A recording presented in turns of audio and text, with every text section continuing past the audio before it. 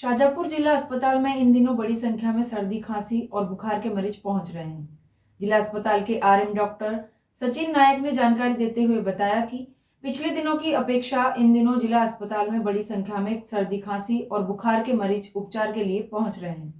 Doctor Sachin ने बताया कि इन दिनों वायरल फीवर चल रहा है, जिसके कारण बड़ी संख्या में लोग बीमार हो रहे हैं, जिसके कारण वे अपना इलाज कराने के लिए बड़ी संख्या में जिला अस्पताल पहुंच रहे हैं। हाल फिलहाल में देखा गया है कि सर्दी, खांसी, बुखार के मरीज काफ़ी तादाद में जिला अस्पताल में पहुंच रहे हैं और उनको स्वास्थ्य लाभ भी यहाँ से हो रहा है। लेकिन देखने में आया कि 10 से 12 दिन ये फीवर और जो खांसी ये सबसाइड होने में ले रहे हैं, तो जो भी दवाइयाँ यहाँ से दी जा रही है वो प्रॉपर डोज में लें और थोड़ा इंतज़ार रखें। जल्दी आपको आराम होगा, मतलब कि जो भी हमारे पेशेंट हैं उनको।